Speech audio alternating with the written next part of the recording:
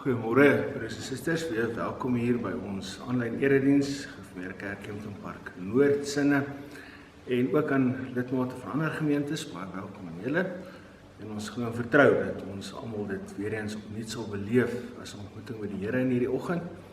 Vir ons eie lidmate van Kempton Park Noord, wil ek net vra dat julle na die tyd so 'n bietjie ingeskakel sal bly. Ons open weer saam konversasie en ons gee 'n paar afkondigings.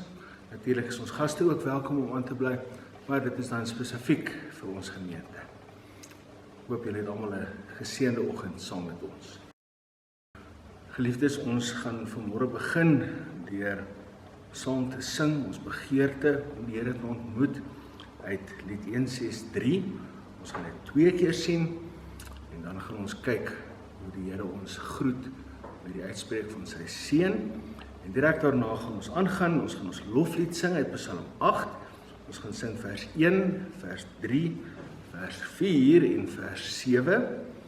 En dan gaan ons sommer ook direk na ons loflied aangaan en ons gaan ons geloof saam bely.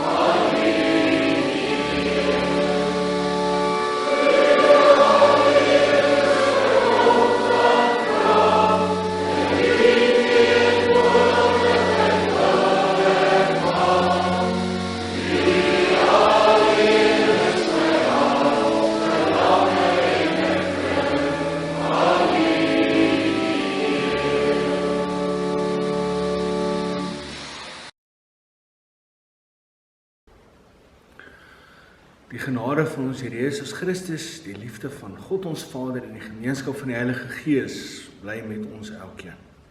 Amen. Oh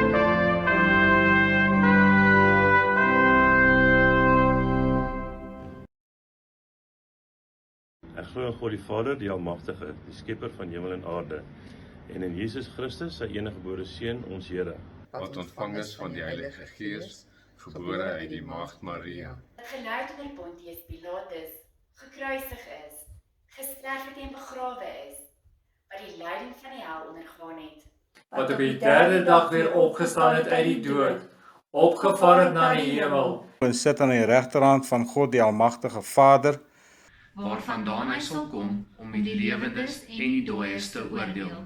Ek glo in die Heilige Gees, ek glo in 'n heilige algemene Christelike kerk. Die gemeenskap van die heiliges, die vergifnis van sondes, die opstanding van die liggaam en 'n ewige lewe. Amen. Ons luister nou weer na die eise van Jesus Christus self in sy bergrede, Matteus 6. Ons gaan lees vers 1 en dan gaan ons vers 5 tot die begin van vers 9 lees. Moenie julle godsdienstige pligte in die openbaar nakom om deur mense gesien te word nie, want dan kry julle geen beloning van julle Vader wat in die hemel is nie. Verder, as julle bid, moet julle nie soos die skynheiliges wees nie. Hulle hou daarvan om in die sinagoges en op die straathoeke te staan en bid, sodat die mense hulle kan sien. Dit verseker ek julle, hulle het hulle beloning klaar weg. Nee, as jy bid, gaan jy jou kamer toe, maak die deur toe en bid tot jou Vader wat jy nie kan sien nie. Jou Vader wat sien wat verborge is, sal jou beloon. Wanneer jy bid, moet jy nie soos die heidene 'n stortvloed van woorde gebruik nie. Hulle verbeel hulle gebede sal verhoor word omdat hulle baie woorde gebruik. Moet dan nie soos hulle maak nie, want julle Vader weet wat julle nodig het, nog voordat julle dit van hom vra. So moet julle bid. En as ons na hierdie gedeelte kyk, ons het verlede week ook gesien dat Jesus hier in Matteus 6 begin met godsdienstige pligte. Daar's 3 van hulle. Ons het klaar gekyk na help die armes by in verlede week se diens. En vandag kom ons dan by die opdrag om te bid, die godsdienstige plig om te bid. En wanneer jy praat oor gebed wat natuurlik nou in hierdie tyd van die coronavirus 'n groot ding is wat baie oor gepraat word, die belangrikheid daarvan, dan praat Jesus hier spesifiek van 2 probleme wat daar met gebed kan wees. En die 2 probleme is soos die Jode gebid het, die Fariseërs, hy praat hier van die geveinstes, en ook soos die heidene gebid het. Die Fariseërs het 'n klomp gebedstye vasgestel. En dan het hulle dit ook so beplan, dat hulle as die gebedstyd begin, of in die sinagoge is, of op pad sinagoge toe. En die rede daarvoor was, dat hulle dan seker gemaak het, wanneer die gebedstyd kom, en hulle stop net daar waar hulle is, en hulle bid, dat almal hulle kan sien. Met ander woorde, die gebed was vir hulle iets openbaar, waaroor mense hulle moes bewonder. Jesus sê, moenie soos hulle maak nie. Gaan na jou binnekamer toe, gaan in privaatheid en gaan praat met jou Vader wat in die hemel is. Dan die heidene weer, hulle het 'n klomp ingewikkelde woorde gebruik en 'n stortvloed van woorde. Asof hulle gedink het, hoe meer woorde hulle gebruik, hoe meer kans is daar dat die Godheid hulle gebed sal verhoor. Jesus sê nee, dis 'n eenvoudige gesprek met jou Vader. Gaan praat met jou Vader soos wat jy met jou aardse pa sal praat. Maak jou begeertes aan hom bekend. Want dit gaan in gebed oor 'n verhouding tussen God en sy kinders wat daar gestel word. En Jesus help ons nog verder. Hy sê dan vir ons, as jy bid, gaan sê hierdie volgende woorde en dan gee vir ons ons Vader. En ons gaan nou, as ons antwoord op hierdie eise van God, saam bid uit die Onse Vader, en ons gaan dit doen deur saam te sing uit Skrifbereiding 10:2. Sing nou Skrifbereiding 10:2 as ons gebed.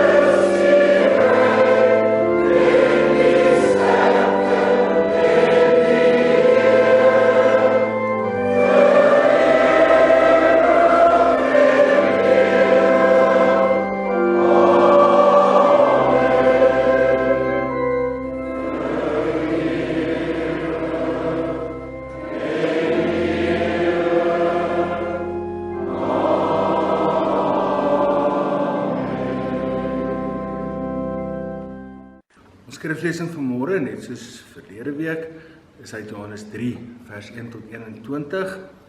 Ons gaan nou luister na oom Sissel van Heerden se stem, wat vir ons die skriflesing gaan waarneem. Johannes 3, vers 1 tot 21.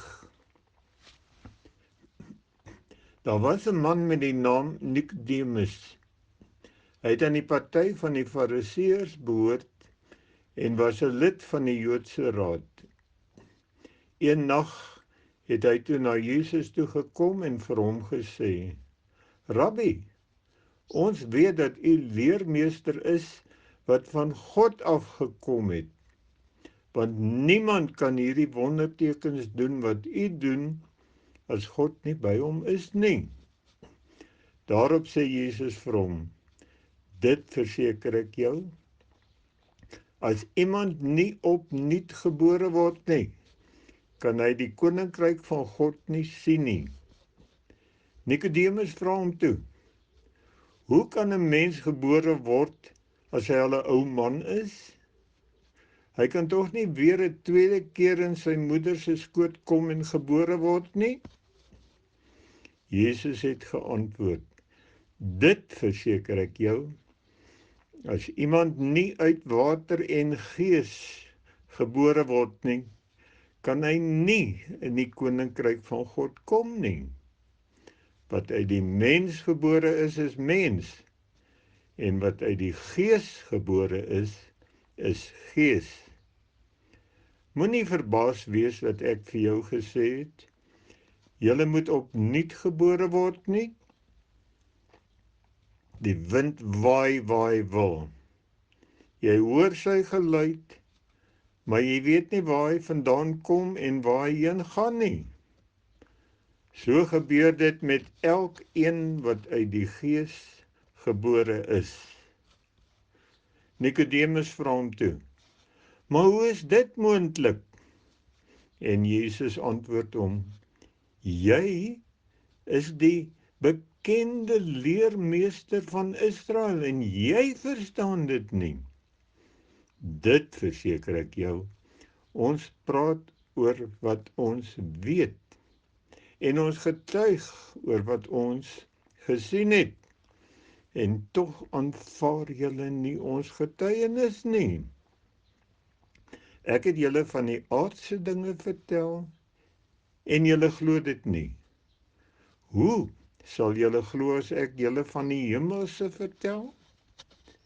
Niemand op aarde was al in die hemel nie, behalwe hy wat uit die hemel gekom het, naamlik die Seun van die mens.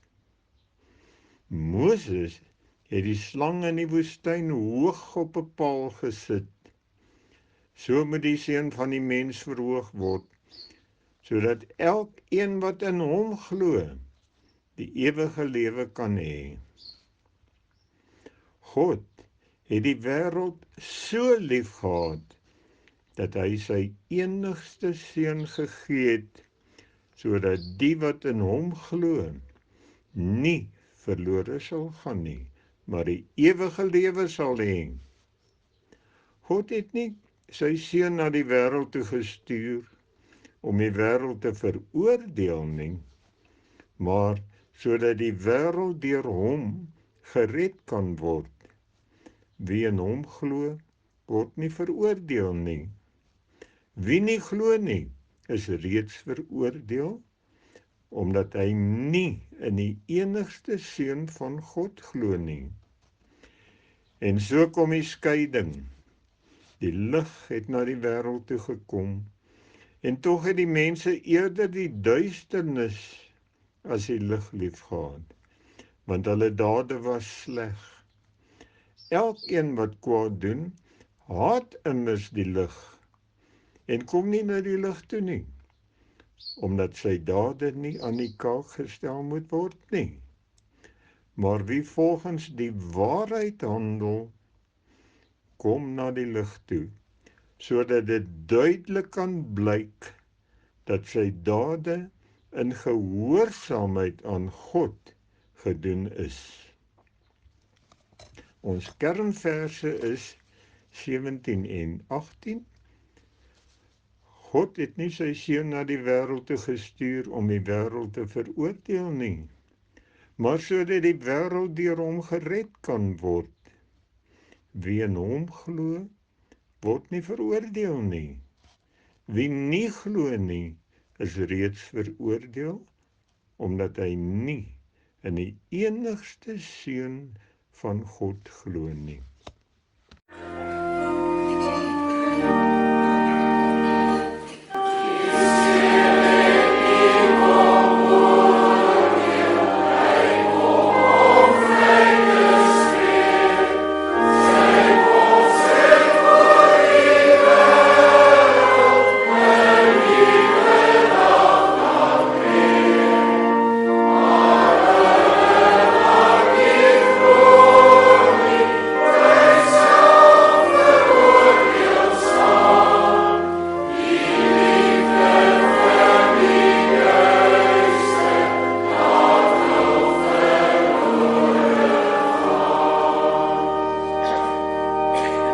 Verlede week in ons prediking het ons natuurlik saam gekyk na Johannes 3 vers 16, bekende vers waar vir ons gesê word dat die liefde van God wat hy vir die wêreld gehad het hom gedwing om sy seun te stuur, sodat die wat in hom glo nie verlore sal gaan nie, maar die ewige lewe sal hê.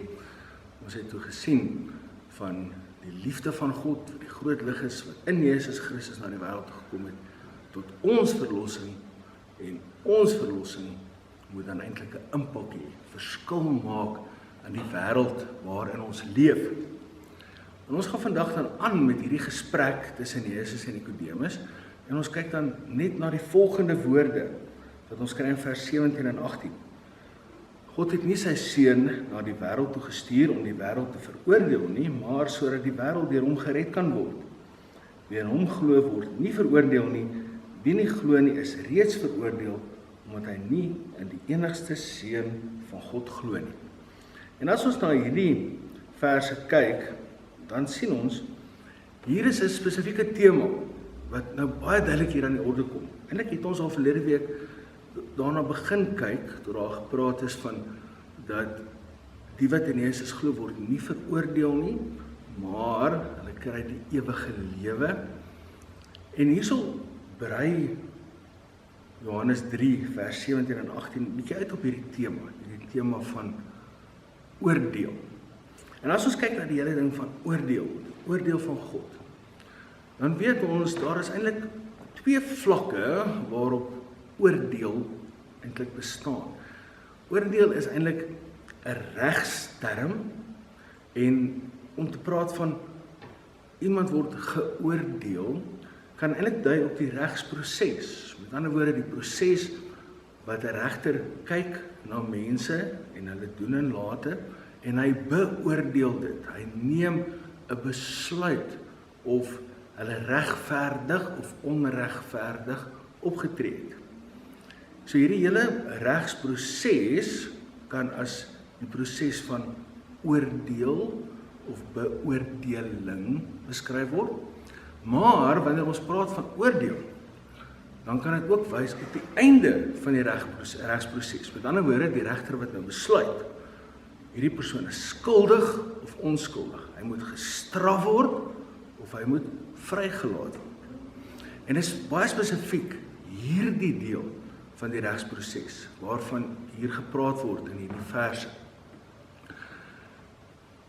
Die straf van God na die hele regsproses plaasgevind het, word hiervan gepraat. En in vers 17 dan word daar verwys na die wêreld. Jesus het gekom na die wêreld toe, omdat God die wêreld so lief gehad het en sy seun gestuur het. En dan in vers 17 word die woordjie wêreld 3 keer herhaal.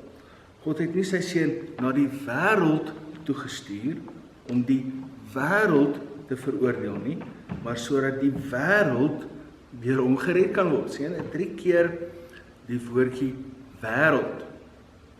So dit gaan hier baie spesifiek oor Jesus wat nie na die wêreld toe gekom het nie, die geskape werklikheid, God se skepping, om dit te kom veroordeel nie. En waarom staan dit hier? Waarom het God se seun nie na die wêreld toe gekom om die wêreld te kom veroordeel nie? Want die wêreld het eintlik klaar onder die oordeel gestaan. En dit is iets wat ons eintlik baie keer vergeet. Ons geskape werklikheid is eintlik in 'n toestand van deur God geoordeel wees. As ons teruggaan na die begin toe, Genesis 2 vers 16 en 17, na die skepping van die mens, dan sê die Here aan die mens, van al die bome in die tuin mag jy eet soos jy wil, maar van die boom van alle kennis mag jy nie eet nie. Die dag as jy daarvan eet, sterf jy. God gee die proefgebod. Hy sê, daar is klomp bome in die tuin, en van al die bome mag jy eet soveel as jy wil, maar daar is daar een enkele boom. Die boom van alle kennis, soos die ou vertaling gepraat het van die boom van kennis van goed en kwaad. Daai boom mag jy nie van eet nie. En as jy daarvan eet, sal jy sterf. So God kondig sy oordeel aan oor mense wat van daardie boom eet. En nou weet ons, Adam en Eva het nie geluister na hierdie gebod van God nie, hulle het gegaan en van daardie boom geëet, en dit het hulle eintlik onder God se oordeel geplaas. Van daardie oomblik af het hulle die boom geëet het, wat hulle nie mag geëet het nie, van daardie oomblik af het die dood eintlik in die wêreld gekom. Geestelike dood, wat bestaan die sonde, soos Paulus ons verduidelik in Romeine, maar ook die feit van die liggaamlike dood en die ewige dood, die ewige straf van God, het oor die mens gekom deur sy ongehoorsaamheid aan God se gebod. Maar hierdie sonde van die mens raak ook eintlik die hele skepping. Kom ons kyk verder. Genesis 3, dis waar God oordeel aankondig nadat die mens van die boom geëet het en vir God gaan wegkruip het en God hulle weer gaan vind het in die tuin. Dan sê die Here in Genesis 3 vers 17 vir die mens, omdat jy na jou vrou geluister het en geëet het van die boom waarvan ek jou verbied om te eet, is die aarde deur jou toedoen vervloek. Die aarde is deur jou toedoen vervloek. Die ganse skepping van God staan onder die vloek. Die ganse skepping is nou deur God veroordeel. En nou sien ons ook weer eens hierdie skeiding wat Jesus se koms gebring het na die aarde toe. Kom ons kyk na Johannes 3 vers 18. Daar word vir ons gesê, nadat vers 17 sê, Jesus het gekom nie om die aarde te oordeel nie, want die aarde is in elk geval reeds nou nie onder die oordeel, maar om te kom red. Dan is daar 'n skeiding. Wie in hom glo, word nie veroordeel nie, en wie nie glo nie, is reeds veroordeel, omdat hy nie in die enigste seun van God glo nie. Sien julle hierdie duidelike skeiding? Eerste ding wat baie duidelik staan soos 'n paal bo water is die wat in die seun van God glo, met ander woorde uitgekom aard om te red, en die wat nou glo in hom word nie veroordeel nie. Hulle word dus eintlik bevry van die oordeel wat in elk geval reeds bestaan. En Paulus in Romeine 8 beklemtoon dit vir ons baie duidelik. Romeine 8 vers 1 sê, daar is dus nou geen veroordeling vir die wat in Christus Jesus is nie. Hy skryf verder daaroor in vers 31 tot 34 van Romeine 8. Wat is nou ons gevolgtrekking oor al hierdie dinge? Dit, God is vir ons, wie kan dan teen ons wees? Hy het sy eie seun nie gespaar nie, maar hom oorgelewer om ons almal te red. Wie kan die uitverkorenes van God aankla? God self spreek hulle vry. Wie kan ons veroordeel? Die lewe van die gelowige is dit 'n lewe in vryheid in die geloof in Christus sonder enige veroordeling van God.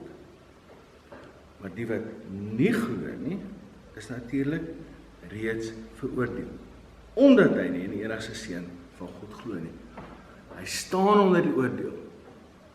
Hy staan en die oordeel wat reeds oor die ganse skepping van die begin af, van Genesis 3 af, uitgestort is. En dit gee vir ons 'n wonderlike perspektief op oordeel, nie waar nie? In die klompie jare wat ek nou in die bediening is daar een vraag wat ek nogal baie by mense gekry het, rondom die oordeel van God. En die vraag is omtrent iets soos volg.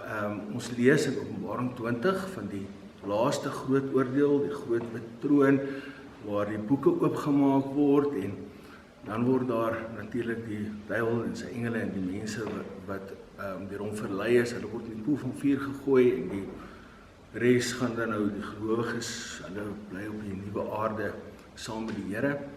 Maar tog glo ons ook dat daar 'n oomblik is as ons klaar doodgaan, die oomblik as ons doodgaan, dat ons ook dan, soos ons mense nou praat, of hemel toe of hel toe gaan. So dan is daar ook ons nou 'n tipe van 'n oordeel, nie waar nie? Is daar nou 2 oordeelsdae, is daar oordeelsdag as ons doodgaan, en weer 'n oordeelsdag as Jesus weer kom? Hoe werk dit? En hierdie versies gee eintlik vir ons 'n baie duidelike blik op hierdie vraag.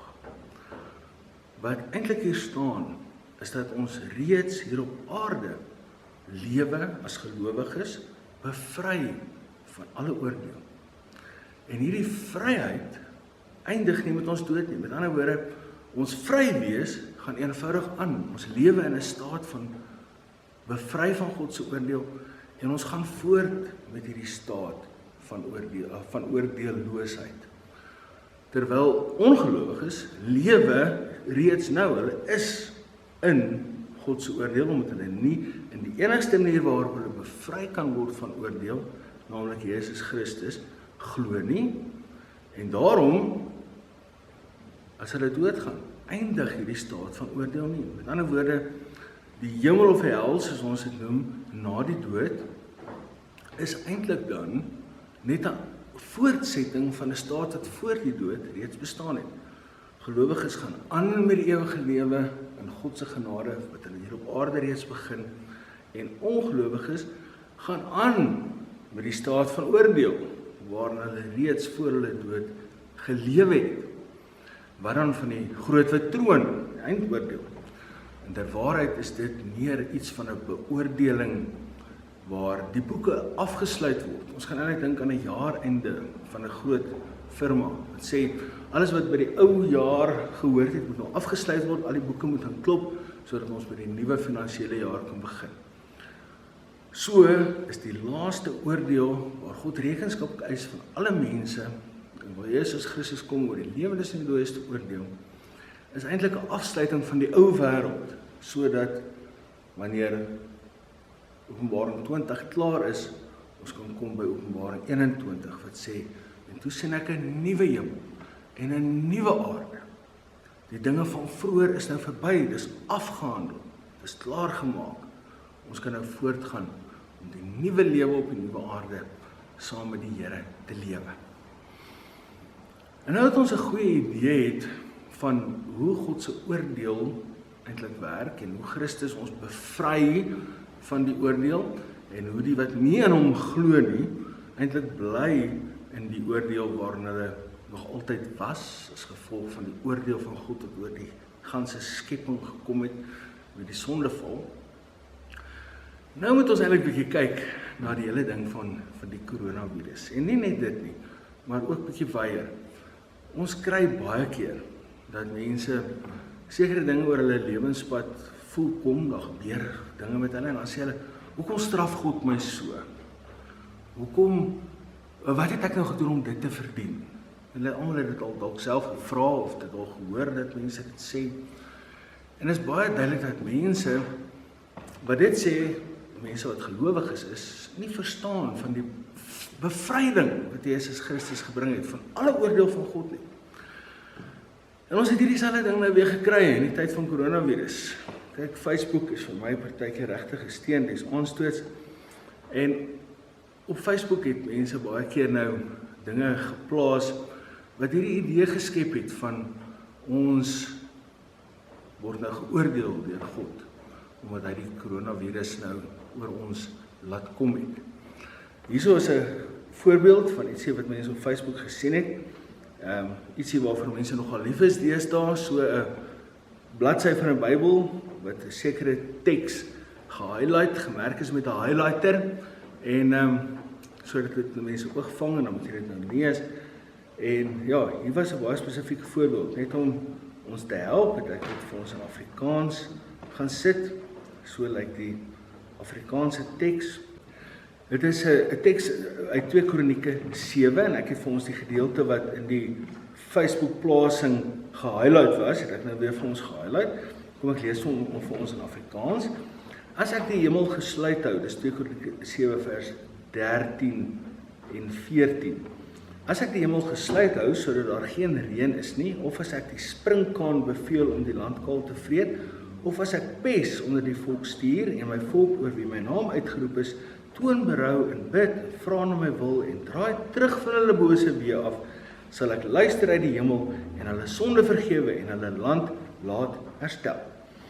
En hierdie gedeelte werk nogal baie mooi in daai Engelse vertaling wat ons op die Facebook plasing kry, maar die pes wat hiervan gepraat word in Engels genoem 'n epidemie, so dit laat mense nogal dink aan die coronavirus, nie waar nie? En dan is die implikasie eintlik daarvan, maar is God het ons straf met hierdie virus, omdat ons van hom weggedraai het, en die beste manier om nou die epidemie te laat ophou, is eintlik om nou terug te gaan na God toe, berou te hê oor ons sondes, ons moet nou bid, en ons moet wegdraai van ons bose weë af, en dan sal die Here ons nou vergewe, en dan sal die epidemie nou ophou.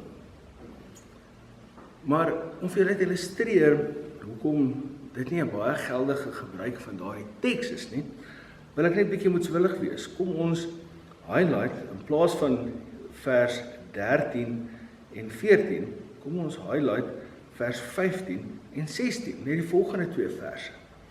Daar staan, ek sal hierdie plek nou onder my sorg neem en ontvanklik wees vir elke gebed hier vandaan. En nou kies ek en heilig ek hierdie tempel, sodat my naam altyd daar sal wees en ek altyd my sorg en my liefde sal geniet. Feit van die saak is, dat hierdie verse 'n baie spesifieke konteks het. Dit was direk nadat Salomo die tempel gebou het, en die tempel is ingewy. En dan praat die Here met Salomo om eintlik vir hom te sê, die Here kies die tempel uit. En alle gebede wat mense bid wanneer hulle bymekaar kom by die tempel, die Here gaan ontvanklik wees vir daardie gebede. En die Here sê eintlik, as my volk in moeilike tye is, en hulle kom by die tempel bymekaar, by hierdie gebou wat hier opgerig is in Jerusalem, dan sal ek mooi luister na daardie gebede. So julle kan sien, dis 'n baie spesifieke konteks. En dit is baie moeilik om nou meer as 2000 jaar later hierdie verse te vat en dit nou te wil toepas op die coronavirus. En dan gaan mense nog verder. En dan sê hulle baie spesifiek, daar sekere sondes wat ons nou moet mee ophou. Wat mense lyk my dink is nou die groot sondes wat ons land eintlik verkneg. En as ons ontslae kan raak van hierdie sondes, dan gaan die Here ons nou vergewe en dan gaan die coronavirus nou wegraak. Want ons gaan dan ophou om deur God gestraf te word. En dan noem hulle baie keer dinge, ek neem sommer 'n paar voorbeelde. Godsdienst in skole moet terugkom. En dit is nou 'n vreeslike ding dat daar nie godsdienst in skole kan wees nie. Ons moet weer 'n Christelike regering kry. Dis die volgende ding wat mense nogal baie hoor. Mense verwys byvoorbeeld na die drie enige God wat nie meer in die grondwet geëer word nie. Daar word gepraat van 'n opperwese in die grondwet, maar die drie enige God verskyn nie in die grondwet nie. En as ons nou die grondwet oorskryf en spesifiek die drie enige God erken, dan gaan die seën van God nou weer oor ons land rus. Homoseksualisme, die toelating van homoseksuele huwelike in Suid-Afrika is 'n groot probleem. En as ons dit net weer reg kry, dan sal alles in ons land weer goed gaan. Ons huise, dan weer huisgodsdiens gedoen word. Mense moet ophou met die groot probleme wat daar is met verslawing, dwelmmisbruik, en ons weet nou baie keer, daar word nou baie gepraat oor drank wat in hierdie tyd van inperking nie toegelaat word nie, en sigarette wat nie toegelaat word nie, en ons moet eintlik nou net ophou met alle vorme van verslawing, en dan gaan die Here ons vergewe, dan gaan dit weer goed gaan, en die coronavirus gaan per implikasie dan weer verdwyn. En daar kan ook gekyk word na pornografie, wat nou gewettig is, as mense net weer pornografie onwettig maak, dan kan ons kyk na abortus, en so iets wat baie mense sê, is daar's nou meer kinders hierdie jaar dood, ongebore in hulle moeder se baarmoeder, as wat daar dood is aan die coronavirus wêreldwyd. So net ophou met abortus moet weer onwettig word, dan is al ons probleme opgelos. Die egskeidingprobleem, ons huwelike, ons moet weer aandag gee aan ons huwelike, en dan is ons probleme opgelos. Seksuele losbandigheid, weet hoe groot probleem dit is, wees daar mense wat die heiligheid van die huwelik en seksualiteit wat hoort binne die huwelik nie eer nie. En dan natuurlik ook verskillende godsdienste. Lewe in 'n land met godsdienstvryheid, en dan word dit ongelukkig godsdienstgelykheid, en alle godsdienste word eenvoudig oor dieselfde kam geskeer en almal word erken. En as ons net weer die ware God sy enigste eer gee in ons land, dan is al ons probleme opgelos. En al hierdie dinge is mooi goeders, nie waar nie. Maar die feit van die saak, hierdie is nie dinge wat gaan maak dat al ons probleme net opgelos word. As ons hierdie goed reg kry, dan het ons nou die oordeel van God vrygespring, en dan gaan daar nie meer siektes wees nie, en alles gaan net mooi lyk, ekonomie gaan regkom, en die Here gaan ons land seën. Dit is ongelukkig nie waar nie. Die realiteit van die saak is, al hierdie dinge wat ons nou hierna gekyk het, wat ek nou hier genoem het, is inderwaarheid die gevolg van die feit dat ons lewe in 'n gebroke werklikheid. Hierdie dinge is eintlik nie maniere waarop ons God se oordeel kan vryspring nie. Dis eintlik klaar vir ons bewyse van God se oordeel. Kom ons kyk 'n bietjie na Romeine 1. Romeine 1 sê vir ons, vers 28, en omdat hulle dit van geen belang ag om God te ken nie, gee hy hulle oor aan hulle verdraaide opvattings, sodat hulle doen wat onbetaamlik is. Sien julle? Hulle sê in Romeine 1 vers 28, dat die sondige aard van mense waarmee hulle aangaan, asof hulle God, niks met God uit te waai wil hê nie, soos ons in ons land baie duidelik sien, is eintlik klaar gevolg van God se oordeel. God gee hulle oor aan hulle sonde, as die groot bewys dat hulle in 'n staat van oordeel lewe. Om te dink dat ons moet ophou sonde doen, om so God se oordeel vry te spring, is eintlik heeltemal 'n mistasting van die evangelie. Ons gaan nooit in 'n samelewing kan lewe wat sondeloos is nie. En dit help ook nie om 'n paar sondes uit te kies as nou baie erg, en dan hou ons op om hulle te doen nie, want wat van die ander sonde, die sonde van skinder byvoorbeeld, of die sonde van hoogmoed, of die sonde van geldgierigheid. As ons regtig moet sê, ons moet ophou sonde doen, voordat ons God se oordeel kan vryspring, dan moet ons regtig almal volmaak wees, en ons weet dit is nie moontlik in hierdie wêreld nie. Ons lewe in 'n gebroke werklikheid, wat in 'n staat van sonde verkeer. Die enigste manier om God se oordeel vry te spring, is Jesus Christus. En daar sien ons weer baie duidelik aan die skeiding. Die wat die oordeel van God vryspring, wat vry lewe van die oordeel, is die wat in hom glo. Geloof in Jesus Christus, hulle word nie veroordeel. Wie nie glo nie, lewe in elk geval in 'n staat van oordeel. Hulle is reeds veroordeel, omdat hulle nie in die enigste seun van God glo nie. Dus, en dit is eintlik die implikasie, ons kan sê die coronavirus is 'n vorm van God se oordeel. Dit is 'n vorm van God se oordeel vir ongelowiges. Waarom kan ons dit sê? Want hulle lewe in elk geval in 'n staat van geoordeel wees. Alle ongelowiges lewe onder God se oordeel. Hulle hele lewe is eintlik 'n voorbeeld van God se oordeel wat waar word in mense se lewe.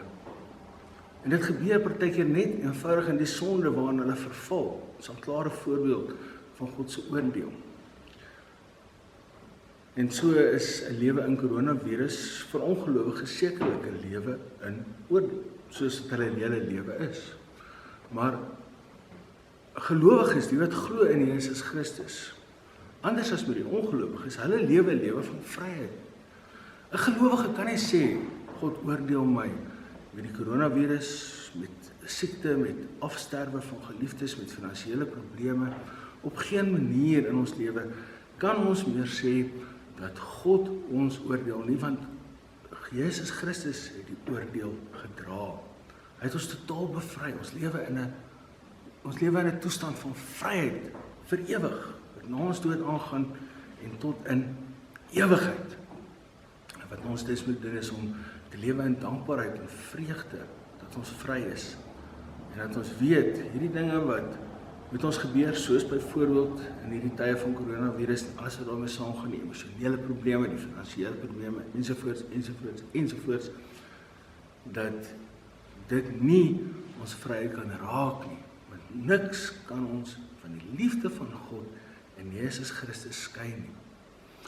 As wel nog 'n vraagie, en dit is, word gelowiges dan glad nie geraak deur die coronavirus nie? Moet ons glad nie God se hand daarin sien nie? En die antwoord daarop is ook nee. Ek wil tog vir ons lees uit Hebreërs 12, vers 5 tot 13. Luister hierna. Julle het vergeet van die aanmoediging wat tot julle as kinders van God gerig word. My kind, moet dit nie gering ag as die Here jou tug nie, en moenie mismoedig word as hy jou teregwys nie. Want die Here tug hom wat hy liefhet, hy straf elkeen wat hy as kind aanneem. Verdra die tug as opvoeding, want God behandel julle as sy kinders. Is daar miskien 'n kind wat nie deur sy vader getug word nie? As julle nie getug word soos al die ander nie, dan is julle nie werklik sy kinders nie. Verder, ons het ons aardse vaders gehad wat ons getug het en ons het vir hulle eerbied gehad. Sal ons nie nog des te meer aan die hemelse Vader ons onderwerp en lewe nie? Ons vaders het ons wel 'n kort tydjie na hulle goeddinke getug, maar hy tug ons tot ons beswil, sodat ons aan sy heiligheid mag deel. Wanneer ons getug word, lyk die tug op daardie oomblik nie na iets om oor bly te wees nie, maar om oor te huil. Later lewer dit egter vir die wat daardeur gevorm is 'n goeie vrug, vrede, omdat hulle gehoorsaam is aan die wil van God. Sien julle die verskil?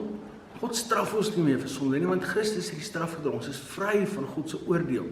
Maar God is nog steeds ons Vader wat ons tug soos 'n goeie Vader doen. Wat is die verskil tussen straf en tug? Straf is vergelding vir iets verkeerd wat mens gedoen het. En dit het Christus voluit gedra. Tug van 'n Vader is om ons iets te leer van die toekoms, om gehoorsaam in die toekoms aan ons Vader te wees. Tug hy ons om ons te leer. En tug is ook nie lekker nie, maar tug het 'n heerlike doel. En daarom moet ons nie die coronavirus sien as straf van God wat ons moedeloos maak en ons hoop laat sit en onsself laat jammer kry nie. Ons moet dit sien as tug van ons liefdevolle Vader. Ook moeilike tye, alle moeilike tye in die gelowige se lewe is eintlik het 'n doel by ons hemelse Vader, waarmee ons iets wil leer, waarmee ons wil vorm, sodat ons in die toekoms al hoe meer in 'n verhouding met hom kan lewe en sy wil kan doen. Wanneer ons dus kyk na Johannes 3 vers 17 en 18, dan moet ons raak sien dat die Seun van God aarde toe gekom het. Hy het gekom om bevryding te bring uit 'n toestand van oordeel wat na die sondeval wat die ganse skepping bestaan.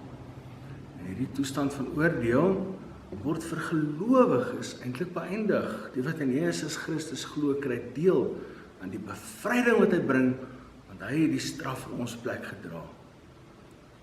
Ongelowiges bly natuurlik in die oordeel waarin hulle nog altyd was as gevolg van hulle sondes en omdat hulle nie aan die enigste manier wat daar is om bevry te word vasgryp nie, naamlik Jesus Christus, bly hulle eenvoudig maar net waar hulle was.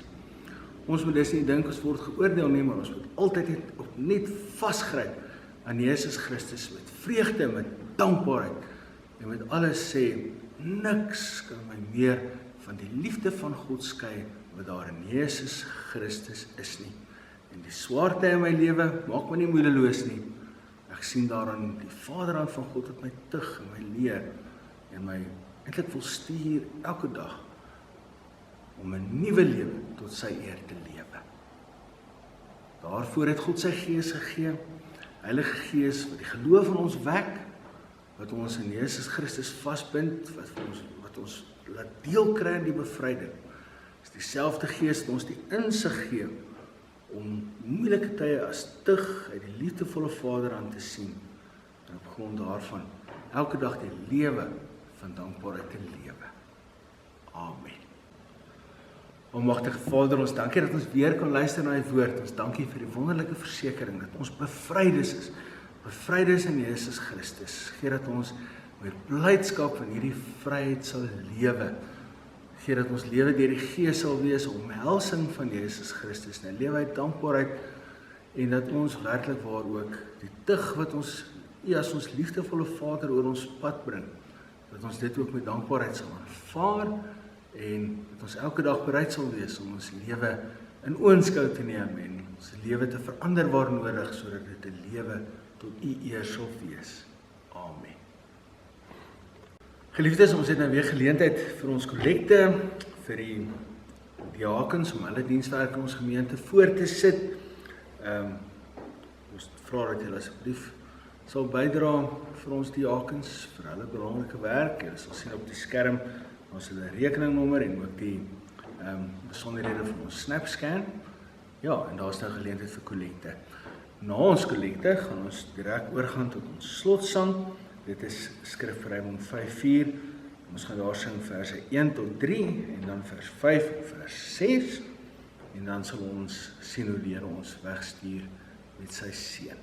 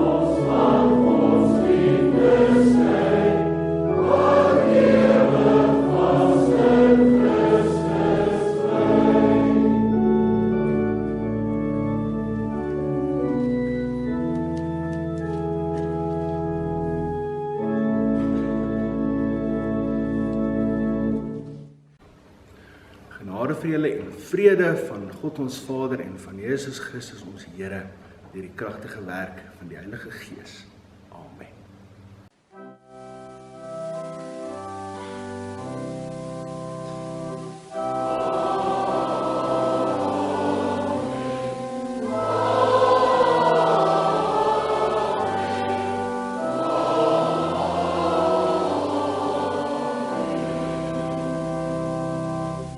Goed, broers en susters, net 'n paar afkondigings. Ons het weer eens nie regtig vreeslik lief en leed uit die gemeente gekry nie, net weer 'n oproep dat julle vir Elma sal stuur as daar enige iets is wat julle wil hê ons moet afkondig. Doen dit asseblief. Ons het wel hierdie week ons verjaarsdae vir die week. 2 spesifieke verjaarsdae wat ek wil uitlig. Mense wat oor die 80 is, wat altyd vir ons baie spesiale dinge is om af te kondig. Tannie Elise Venter en Tannie Linde, hulle verjaar in hierdie week en ons is dankbaar. Ek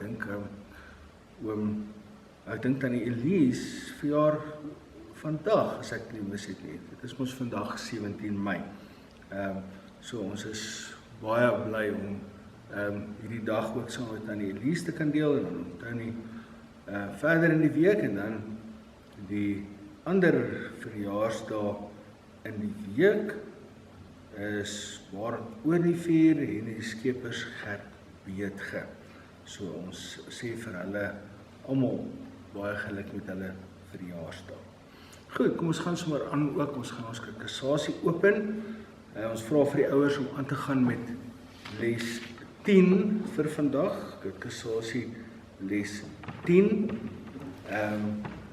Ons het klaar begin met ons belydennisklas, om 'n bietjie aanlyn kassasie te doen, en ons hoërskoolkinders vra ons weer dat julle sal aangaan met julle boekies, die wat nie boekies het nie, kontak my asseblief, dat ons vir julle 'n plan kan maak, en baie sterkte vir ons ouers wat in moeilike tye hulle verbondsopvoeding mee moet aangaan. Soos ek laasweek ook gesê het, ons kerklike kassasie is eintlik maar net 'n ondersteuning van die werklike verantwoordelikheid wat rus op die ouers. Ons gaan nou saam sing vir ons kassasie opening, Psalm 145. Ons gaan daar sing vers 1 en 5, en dan sal ek vir ons 'n gebed doen.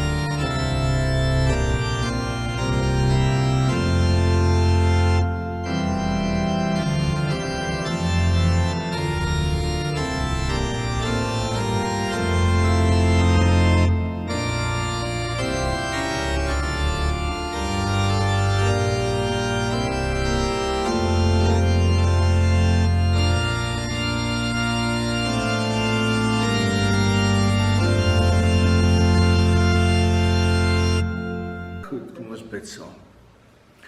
Almagtige Vader, ons dankie vir die wonderlike voorreg wat ons het om in hierdie tyd weer te sien dat ouers opnuut besef dat dit hulle verantwoordelikheid is om hulle kinders groot te maak tot die eer.